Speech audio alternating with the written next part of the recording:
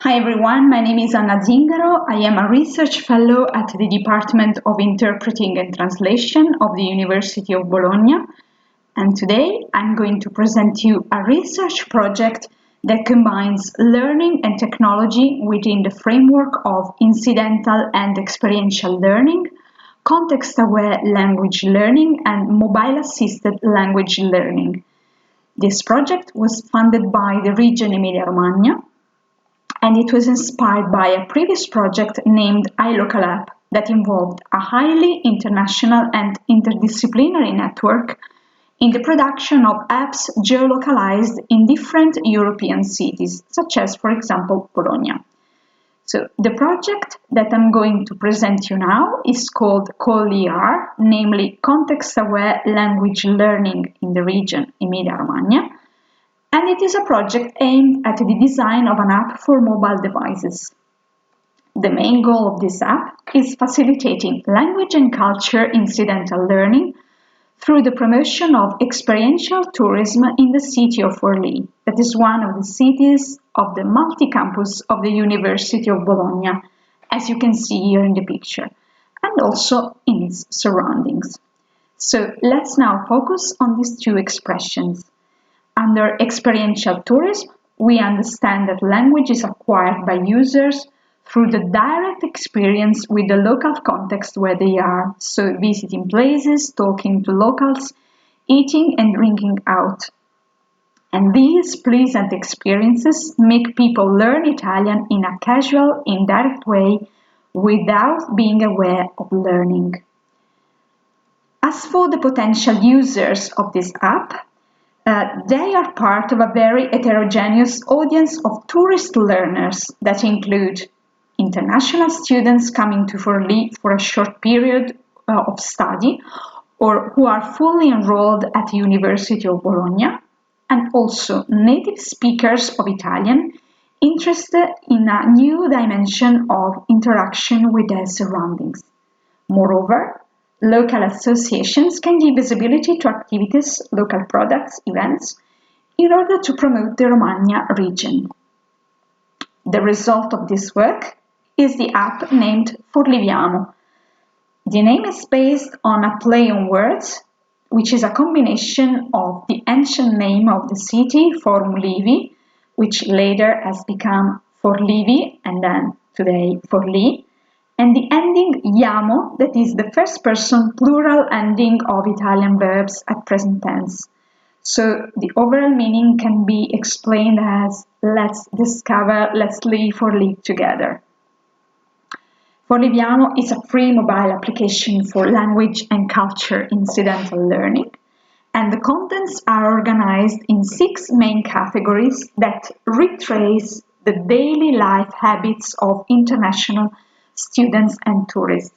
So for these reasons, we have Vita Universitaria, University Life, in which there are practical suggestions on places and services of the Forlì University campus. Mangiare Bere, eating and drinking out, that focus on traditional food and drinks. Itinerary, that offers 2 itineraries, one dedicated to the architecture of the fascist period, and the other one dedicated to the medieval architecture of Forlì. Vita Pratica, with advices on practical life such as funding and accommodation, public health, and so on. And then the last 2 sections that give information on the most representative places and events of Forlì and its surroundings. So let's now focus on the strategies used to produce contents and to design teaching activities. First of all, contents are addressed to the whole community of users, regardless of their competence in the target language. So for this reason, we have created contents having different levels of complexity that are indicated with colored icons, so green, yellow, and red. These icons, of course, are not prescriptive. They may be perceived as reading suggestions, so users can choose contents that are suitable for their language skills, or they can choose to challenge themselves with higher difficulty levels. Moreover, users will also take part to activities based on the concept of gaming, such as answering a question or performing an action, in order to unlock other contents. Alongside with these strategies, there is also a great focus on both Italian and Romagnolo dialect lexicon, and all the strategies are aimed at fostering learners' motivation. So let's see an example. Let's assume that we choose the category eating and drinking, and for example, we choose this item, la sfoglia. This is content dedicated to sfoglia, that is the dough that is used for baking and for preparing pasta and so on, and other stuff at home. And as you can see, there is an image and a very short text, and there are some words that are highlighted in blue. So, for example, if we click on one of these words, for example, on asdora, that is a term belonging to the Romagnolo dialect, we can see that we get a pop-up window with the definition of this term.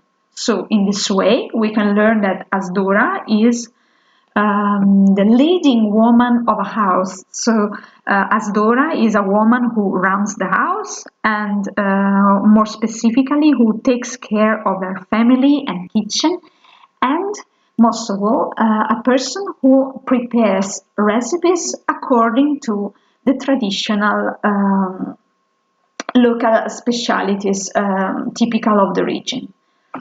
So this is one example, but let's see another example taken from the category events. In this case, we have a content dedicated to the most ancient feast of Forlì. We have images related to the feast. It's a religious feast, as you can see. Some local specialities that are typical of this feast, where it takes place and when. And there is something more in this case. We can see here a video and an extra text that are locked. So in a similar case, in order to stimulate curiosity and active participations, user will take part to activities based on the concept of gaming, such as in this case answering to this question that is related to the feast. And if they answer to this question, they get the extra contents, so the video and the extra text. And of course, as you can understand, contents dedicated to an heterogeneous public must be highly comprehensible. So we put a lot of attention on the following aspects. First of all, length. All the texts are very short, ranging between 100 and 300 words, so that they are adequate to fast reading and to the small screen of electronic devices. Secondly, syntax. The text classified as easy or medium have short and coordinated sentences. And third, lexicon has been carefully chosen. It is composed mainly of high-frequency words, and as for idiomatic expressions or terms belonging to a specific domain, they are usually followed by reformulations and or synonyms in order to enhance understanding. And in some cases, they are hyperlinked to the lexicon function, as we have seen before. So, this combination of text and multimedia is very useful to favor different learning styles and competence levels, and to promote the development of integrated skills. The design of the app is the result of an interdisciplinary network involving my colleague Cristiana Cervini and me for managing the methodological aspects concerning educational linguistics, the cultural associations Atrium and Casa del Cuculo for their consulting and provision of cultural multimedia content, Federico Garcea and Daniele Negretti for the development of the IT programming, and the thesis student Martina Quacquarelli for the IT design of the application. There was also a first testing of this app, which has been conducted on a sample of international students of the University of Bologna, and it was organized during a treasure hunting in Forlì that has been organized by me and my colleague Cristiana Cervini during the European Researchers' Night in September. And it consisted in the proposal of 2 itineraries for the discovery of Forlì through the use of the application Forliviamo. And the feedbacks that we received by the participants to this treasure hunting activity have been very important for us, and they contributed to the improvement of both contents and graphics of the app. So as for the next stages, first of all, we have this objective related to the enhancement of gamification aspects for incidental learning and collaboration among peers. Secondly, the enrichment of multimedia content, so adding new written text, interviews with local experts and non-Italian speaking students. The development of a user's instant messaging system so that it can be possible to create a community of users. And the development of the IT design will make it possible to use the app to supplement classroom teaching of Italian to foreigners and to consolidate networks of collaborations between university, research, and local authorities. And here there is a brief overview of the dissemination activities conducted so far, so the participation in seminar and conferences like today, and also a publication. So now I can thank you for your attention, and I am available for your questions. Thank you so much.